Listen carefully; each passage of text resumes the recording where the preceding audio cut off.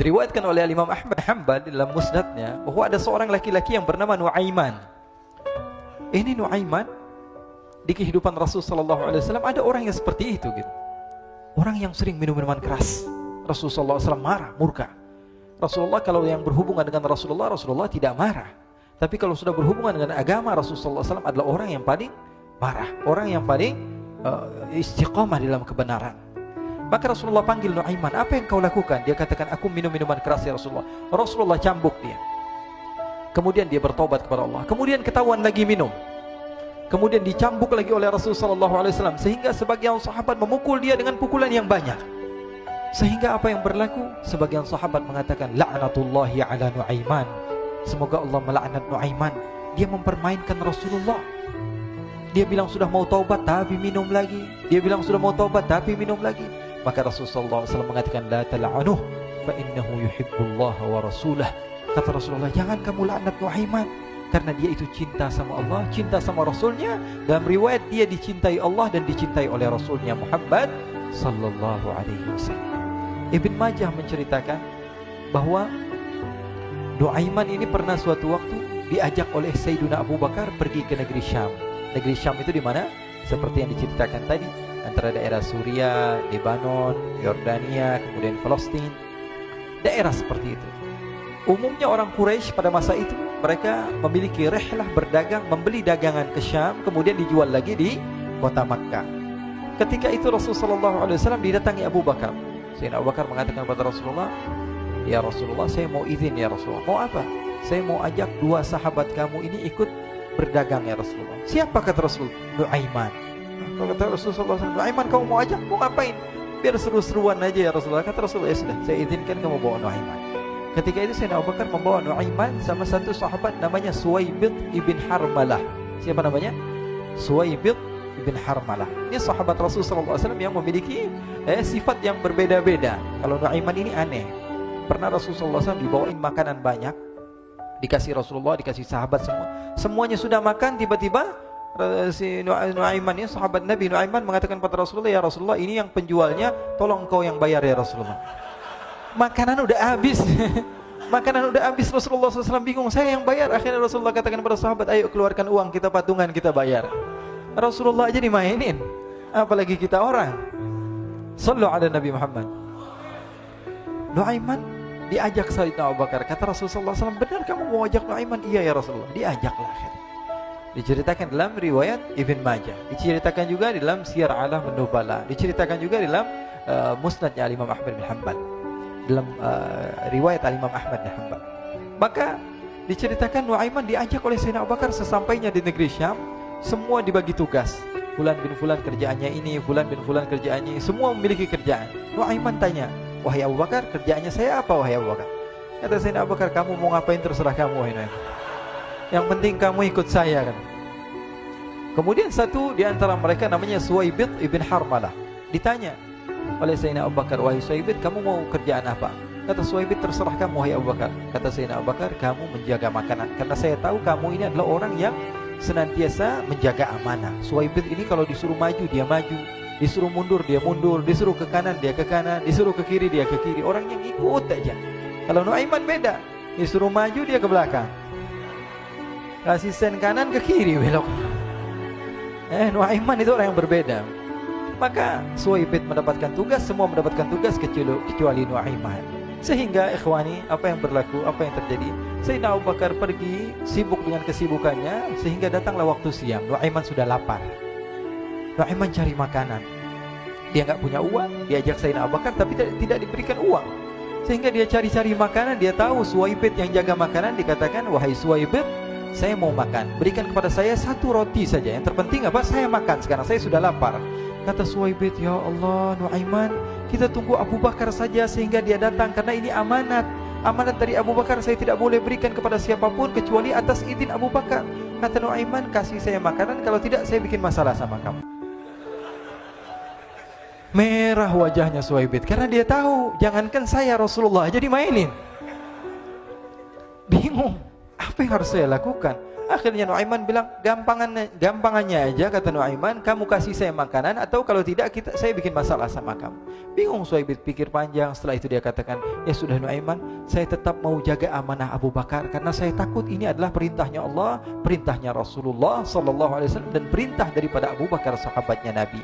Kata Nuaiman, kalau memang begitu kamu maunya, ya sudah, berarti kamu ngajakin berantem sama saya. Nuaiman pergi ke pasar. Dia cari-cari tempat penjualan hamba sahaya. Dia lihat-lihat beberapa hamba sahaya. Ini berapa harganya? Ini katanya 10 qalanis. Ini berapa? Ini harganya, hitungan orang zaman dahulu, kita sih hitung seperti dirham, berapa ratus dirham gitu, 200 dirham. Yang ini berapa? 300 dirham. Yang ini berapa harga hamba sahaya? 300 dirham. Harganya antara 300, 200 sampai 100. Kemudian Nuaiman mengatakan kepada penjual hamba sahaya tersebut, saya punya juga hamba sahaya, tapi saya jual cuma 20 dirham saja, murah. Katanya, apa benar ada hamba saya harganya segitu? Iya, karena dia punya aib, ada kekurangan. Apa? Nanti kalau kalian tangkap, dia bakalan teriak, saya ini bukan hamba sahaya tapi orang merdeka. Akhirnya semua orang berkumpul mau beli. Ini Nuaiman sama Nuaiman diajak ke Suhaib bin Harmalah tadi. Kata Nuaiman, itu ada orang yang berdiri sedang menjaga makanan, itu hamba sahaya saya, tangkap saja. Oh baik. Diberikan uang 20 dirham, dimasukkan oleh Nuaiman ke kantongnya, kemudian Suhaib ditangkap. Ketika ditangkap, Suhaib teriak, saya bukan hamba saya orang merdeka. Maka orang-orang tersebut mengatakan, saya sudah tahu kekurangan kamu. Ini memang kekurangan kamu, memang kamu, tapi saya tidak perlu dengan bacot kamu, yang penting kerjanya kamu gitu. Ya kan hamba saya untuk apa? Untuk kerja. Mau dia ngomong apa, mau ngomel terserah, yang penting dia mau kerja. Akhirnya ditangkaplah Suhaib dan dijual di pasar. Nuaiman punya uang banyak ini. Dia beli makanan, dia beli minuman, dia beli hadiah buat Rasulullah. Dia beli macam-macam di negeri Syam ini. Waktu itu adalah superpower, adidaya Romawi. Pada masa itu semua barang mahal, tapi Nuaiman banyak uangnya. Dia belanja ini, belanja itu, sehingga Sayyidina Abu Bakar pun pulang. Ketika Sayyidina Abu Bakar pulang, Sayyidina Abu Bakar cari, mana ini Suhaib? Kita semua sudah lapar. Kata Nuaiman dengan mudahnya dia mengatakan, sudah saya jual wahai Abu Bakar. Maka Sayyidina Abu Bakar bertanya, apa yang kau lakukan wahai Nuaiman? Diceritakan oleh Nuaiman dengan jujur. Nuaiman ini orangnya apa adanya, tapi nyusahin. Saya jual. Akhirnya dibawa oleh Nuaiman, Sayyidina Abu Bakar pergi ke mana? Ke pasar. Lalu dibeli lagi oleh Sayyidina Abu Bakar As-Siddiq Suhaib, yang tadinya orang merdeka menjadi hamba sahaya sebentar, kemudian dibeli lagi oleh Sayyidina Abu Bakar. Pulang ke Madinah, kisah ini diceritakan di hadapan Rasulullah SAW. Maka perawi mengatakan, fadhahikan nabiyyu hatta badat nawajiduhu. Ketika diceritakan kisah Nuaiman tersebut dengan Suhaib, Rasulullah tertawa sejadi-jadinya, sehingga gigi geraham Rasulullah SAW nampak di wajah mata para sahabat. Sehingga perawi lain mengatakan, 1 tahun berlalu Rasulullah, setiap ada tamu yang datang pada Rasulullah, Rasulullah akan ceritakan kisah Nuaiman menjual Suhaib tersebut. Jadi ada ikhwani, jangan kalian kira Rasulullah SAW itu hidup di satu masa sahabat-sahabatnya itu seperti ustadz-ustadz yang khusyuk, yang kayak Habib bin Anis ini banyak. Bahkan ikhwani, mungkin di akhir karena masa yang sudah habis, pernah suatu waktu Rasulullah SAW didatangi asyraf, delegasi dari beberapa negara yang ingin mengenal apa itu agama Islam. Sehingga mereka datang ke rumah Rasulullah SAW membawa unta, kendaraan yang ketika itu kendaraan yang paling mahal mereka miliki. Itu untanya yang paling mewah. Diikat di depan rumah Rasulullah SAW. Tamunya pun masuk, duduk bersama Rasulullah SAW. Di depan rumah Rasulullah SAW ada beberapa sahabat. Ada Sayyiduna Hamzah. Kalian tahu Sayyidina Hamzah adalah orang yang pemberani. Ada Sayyiduna Umar. Kalian tahu Sayyidina Umar adalah orang yang pemberani. Ada Sayyiduna Ali bin Abi Thalib. Ada Sayyiduna Sa'ad bin Abi Waqqas. 4 sahabat ini lagi nongkrong gitu depan rumahnya Rasulullah SAW, berjaga sebelum Allah Subhanahu wa taala turunkan ayat wallahu ya'simuka minan nas. Ketika mereka sedang asyik duduk, tiba-tiba Nuaiman datang. Ini Nuaiman kalau datang pasti bikin sesuatu yang aneh. Bahkan dikatakan tidaklah Rasulullah SAW dalam keadaan bersedih, kecuali Nuaiman datang Rasulullah akan tersenyum. Jadi sebagian sahabat itu senang kalau sudah Nuaiman datang, pasti Rasulullah bahagia. Tapi ketika itu Nuaiman datang, ingin duduk bareng-bareng Sayyidina Hamzah. Sayyidina Hamzah katakan kepada Nuaiman, bercanda begitu. Nuaiman, kamu lihat unta orang datang dari luar Arab ini. Lihat, kata Nuaiman, ini besar banget ini, badannya besar gitu. Dagingnya pasti banyak. Iya nih, kalau kita sate enak nih ntar malam. Kata Nuaiman. Kata Sayyidina Hamzah, apakah kamu berani? Kata Nuaiman, saya berani aja asal kalian gak bilang sama Rasulullah. Kata Sayyidina Hamzah, benar wahai Nuaiman, benar kan? Akhirnya Sayyidina Hamzah lupa masalah itu, cuma bercanda-bercanda saja. Sayyidina Hamzah lagi asik sama Sayyidina Umar, Sayyidina Ali. Tiba-tiba apa? Ternyata ketika dia melihat unta tersebut sudah pisah antara kepala sama badannya. Nuaiman mengatakan, wahai Hamzah, ini unta saya sudah potong, saya mau pergi sebentar. Kalau Rasulullah cari saya, tolong jangan beritahu di mana saya. Nanti kalau keadaan sudah aman, mari kita nyate bareng-barengan. Ini ada yang seperti itu di zaman Rasulullah SAW. Maka dia pun berlari dan berlari mencari satu tempat supaya Rasulullah SAW dia selamat daripada Rasulullah SAW. Sehingga Sayyidina Hamzah bingung, ini kalau Rasulullah keluar gimana? Ada Hamzah Asadullah, ada Ali bin Abi Thalib, ada Umar, gak bisa jaga kendaraannya, tamunya Rasulullah SAW. Akhirnya benar apa yang terjadi, ikhwani. Rasulullah SAW tamunya mau pulang. Ketika dia buka pintu tamu melihat apa? Untanya sudah begitu. Mereka teriak, wa naqatah, unta kami wahai Muhammad. Baru mau kenal Islam, unta kami, kendaraan kami sudah dibuang. Rasulullah SAW lihat Sayyidina Hamzah, lihat Sayyidina Ali. Mereka gak bisa ngomong, mereka hanya bilang apa? Nuaiman ya Rasulullah. Rasulullah perintahkan Sayyidina Umar, wahai Umar, sekarang kamu ambil uang, kemudian kamu gantikan, kemudian kamu berikan 2 kali lipat daripada harta unta ini, sehingga apa?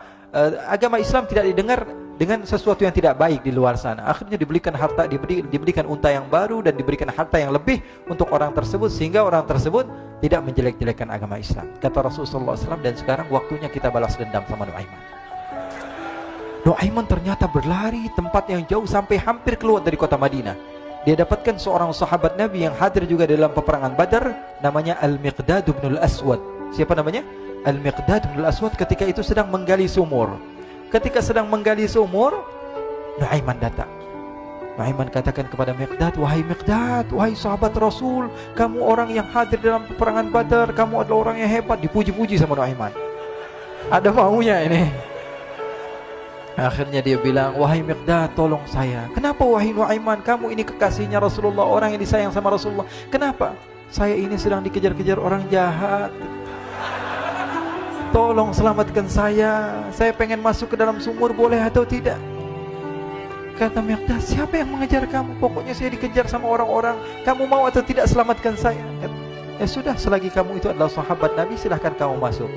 Masuk akhirnya Nuaiman ke dalam sumur tersebut. Lalu Nuaiman mengatakan, wahai Miqdad, dia keluar lagi. Nanti kalau ada yang cari saya, tolong jangan beritahu saya di dalam sumur ya. Kata Miqdad, baiklah. Kata Nuaiman, siapapun yang bertanya tentang saya, kamu tidak akan kasih tahu? Iya kan? Walaupun Rasulullah yang tanya saya? Katanya, nggak mungkin Rasulullah datang ke tempat sejauh ini. Iya, walaupun Rasulullah. Akhirnya masuk Nuaiman. Setelah beberapa menit Rasulullah dan rombongan benar datang.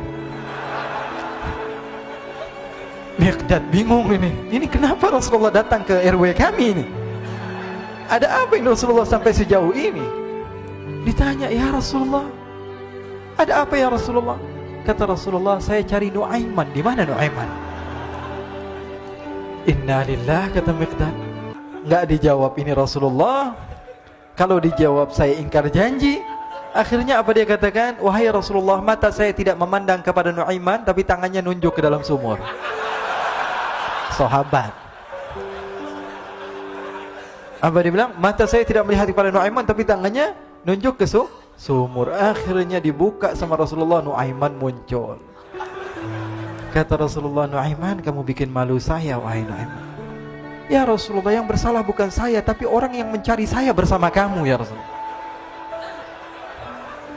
Akhirnya Rasulullah nengok siapa, ternyata Nuaiman sudah lari kabur. Sallu ala Nabi Muhammad. Kisah-kisah seperti ini sebenarnya banyak sekali ya.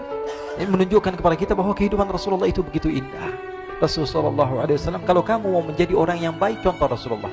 Mau menjadi bapak yang baik, contoh Rasulullah. Mau menjadi pemimpin peperangan yang baik, Rasulullah. Mau menjadi murid yang terbaik, contoh Rasulullah. Bagaimana akhlak Rasulullah. Mau menjadi suami yang baik, contoh Rasulullah. Dalam segala hal, apapun itu Rasulullah SAW adalah makhluk yang paling terbaik.